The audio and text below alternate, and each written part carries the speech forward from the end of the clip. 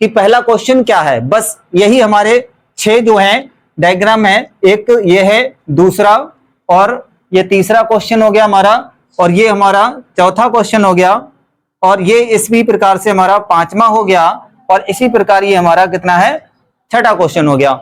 तो सबसे पहले मैं बात करता हूं पहले क्वेश्चन की। सबसे पहले ये देखना भी जरूरी होगा कि भाई लिखा क्या है क्वेश्चन में, है ना। तो कोई भी बच्चा ऐसा ना समझे कि मुझे गणित आती नहीं है, पहली चीज। दूसरी चीज ये देखना है कि क्या समझाया जा रहा है, और वीडियो को जब शुरू से आप देखेंगे और अंत तक जब देखेंगे ना, तो ऐसा कोई भी डाउट नहीं रहना चाहिए आपके अंदर जो क्लियर ना हो जाए, और यही मेरा मकसद भी है। तो चलिए शुरुआत करते हैं हम पहले क्वेश्चन से। जैसे कि कह रहा है कि किसी बहुपद के लिए, अब कोई भी बहुपद हो सकता है, उसमें क्या दे रखा है कि y बराबर पी एक्स।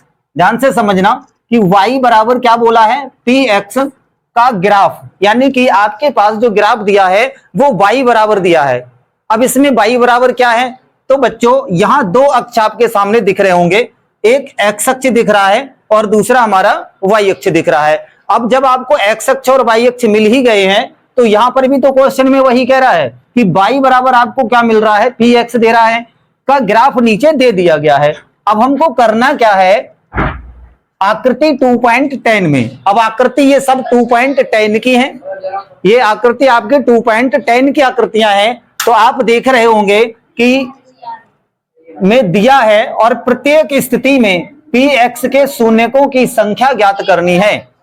अब आप चीज को समझिए, यहां पर आपके पास क्या दे रखा है, पी एक्स, इसके लिए आपको क्या दे रखा है, ध्यान से समझना, पी एक्स बराबर आपका ग्राफ दे रखा है, यह पी एक्स के लिए ग्राफ दिया हुआ है, और हमको ज्ञात क्या करना है, देखिएगा कि प्रत्येक स्थिति में पी एक्स के लिए शून्यकों की संख्या ज्ञात करनी है। इसका मतलब यह है कि y बराबर तो है पी एक्स, अब हमको पी एक्स के शून्य की ज्ञात करना है, यानी कि आपको x अक्ष पे बताना है कि शून्य कितने बनेंगे।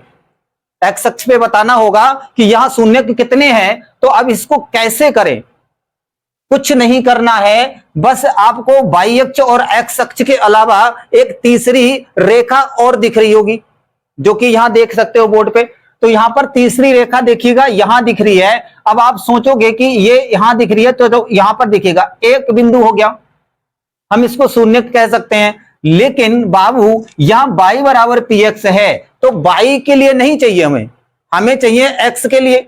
अब देख सकते हो कि यहां तो y को काट रहा है, जो y को काट रहा है तो इसमें शून्यक तो होगा ही नहीं, इसमें आपका शून्यक नहीं है कोई भी, यह ध्यान देखना है, ध्यान से समझ पाए बात को। मुझे क्या चाहिए, x अक्ष के लिए, पी एक्स के लिए निकालना है, और यहां x आपको दिख रहा होगा, तो शून्यक कहां होनेंगे, कहां बनने वाले हैं भाई, x अक्ष पे। तो आप तीसरी लाइन को देखना है कि x अक्ष पे कितनी बार या तो टच हो रही हो या फिर x को क्रॉस कर रही हो, मतलब x को काट रही हो।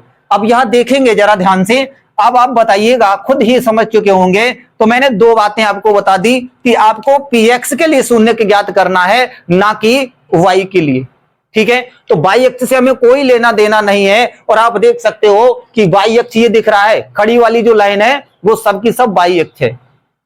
ये जो बड़ी लाइन है ना, इस तरह से लेटी हुई जमीन पे, तो ये कैसी है, x अक्ष है। तो मुझको तो चाहिए पी एक्स का मतलब मुझे x वाले ही अक्ष पे देखना है कि कौन सी वाली, तीसरी वाली लाइन, कि कितनी जगह पर स्पर्श कर रही है x अक्ष के लिए, ठीक है। तो चलिए पहले में देखेंगे, किसी बोलो ये तीसरी लाइन है, ये तीसरी लाइन किसी भी x अक्ष को कहीं पर टच कर रही है या फिर काटती हुई नजर आ रही है, तो बोलेंगे नहीं सर। तो इसका मतलब है कि आपका इसका आंसर क्या बनेगा, इसमें जो शून्यकों की संख्या होगी वो क्या होगी, 0 होगी। क्या होगी, 0। बस हो गया पहला सवाल। अब आते हैं सेकंड क्वेश्चन में। अब देखना ये होगा कि ये जो तीसरी लाइन इस तरह से जा रही है रेखा, ये x अक्ष पे कितनी जगह काट रही है, तो बोलोगे ये भाई एक तो सर ये हो गया, कैसे हो गया, पकड़ में आया, अरे ये तो y अक्ष को काट रही है भाई, हमें गलत पढ़ाने चले हो, नहीं गलत नहीं पढ़ा रहा, x अक्ष पे देखो ना, ये देखो x अक्ष है, मतलब ये तो y अक्ष ही है ऊपर से नीचे तक, तो y अक्ष पे काटेगा, वो शून्य काउंट नहीं करना है। दूसरी चीज हम देखेंगे, ये वाला देखिए पॉइंट, यहां बिंदु है, मतलब ये रेखा कट गया ना एक्स अक्ष वाला, एक्स अक्ष वाला कितनी जगह पे काटा, एक जगह पे, तो इसमें शून्य कितने हो गए बताइएगा। शून्यकों की संख्या जो हो गई वो कितनी हो गई, तो बोलेंगे सर 2 हो गई। तो इसके आंसर में क्या आ गया, शून्यकों की संख्या 2 आ गई। ठीक है, 2 आ गई। कैसे 2 आ गई, अभी इसी चीज को समझा रहा था कि एक्स अक्ष को काटना है तो ये गलती नहीं करनी है। इसमें शून्यकों की संख्या केवल और केवल 1 है। क्यों, क्योंकि एक्स अक्ष तो एक ही जगह पे काट रही है, तो शून्य के 1 हुआ। चलिए आगे, अब यहां से देखेंगे ये वाली जो लाइन है 1 2 3 कितनी जगह पे मिली एक्स अक्ष पे, 1 2 3। क्या इसको भी काउंट कर लूं इसी की तरह, नहीं, क्यों, क्योंकि ये वाई अक्ष पे है, मुझे तो एक्स वाला चाहिए। तो मेरे पास तो सर बोलेंगे अब तो मैं जान चुका हूं कि भाई शून्यकों की संख्या यहां कितनी होने वाली है, 3। बोलेंगे क्यों, तो कहोगे सर जी एक्स अक्ष को 3 जगह तो काट रही है, अभी तो आपने बताया है ना, तो सही बात है, फिर शून्यकों की संख्या तो 3 ही हो गई। आ जाओ इस पे, क्वेश्चन नंबर 4 को देख लेंगे। तो क्वेश्चन नंबर 4 में आप देख रहे होगे ये तो तीसरी भुजा जो है या तीसरी जो रेखा है वो कितनी जगह पे काट रही है एक्स अक्ष को, 1 2। तो बोलेंगे शून्य कितने हो गए, शून्यकों की संख्या 2, कितनी 2। ठीक है, आगे बढ़े। चलिए अब यहां देखेंगे 1 2 3 4, बोलेंगे शून्यकों की संख्या 4, शून्यकों की संख्या कितनी हो गई, 4 हो गई। चलो समझ में आ गया। अगली देखें 1 2 3, ओ सर जी इसमें तो 3 हो गया, कितना हो गया भाई, 3। शून्यकों की संख्या बोले तो 3, कितनी 3। बोलो ऐसा कोई सवाल बनेगा तो कर पाओगे, कर लेंगे, ठीक है, बढ़िया बात है। अब इसी तरीके से अगर पूछा जाता पी वाई के लिए तो कौन से अक्ष पे देखना पड़ता, वाई अक्ष पे। कौन से अक्ष पे देखना पड़ता, वाई अक्ष पे। तीसरी लाइन जो है कितनी बार टच कर रही है या कितनी बार जो है प्रच्छेदित कर रही है, तो वही उसके शून्यकों की संख्या हो जाती। अब हमने देखना क्या था, हम तो एक्स के देखने थे ना, पी एक्स के लिए, तो पी एक्स का मतलब एक्स अक्ष पे। तो जिस तरीके से हमने इसे कर लिया है, अगर इसी तरीके से अदरवाइज कोई दूसरा क्वेश्चन भी बनाता है, चाहे वो एक्स अक्ष की बात कर रहा हो, चाहे वो आपकी वाई अक्ष की बात कर रहा हो, अगर एक्स अक्ष की बात करेगा तो वो लिखेगा पी एक्स के लिए शून्यक निकालिए, वाई अक्ष की बात करेगा तो लिखेगा पी वाई के लिए शून्यकों की संख्या ज्ञात करिए।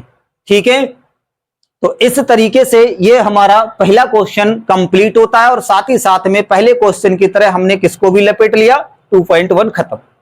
सही है, तो 2.1 एक्सरसाइज भी खत्म हो गई एक क्वेश्चन में ही पूरी। ठीक है ना, तो चलिए अब आज की क्लास को यहीं समाप्त करते हैं और मिलते हैं हम नेक्स्ट एक्सरसाइज में 2.2 के साथ। ठीक है, तब तक के जय हिंद, वंदे मातरम। Okay.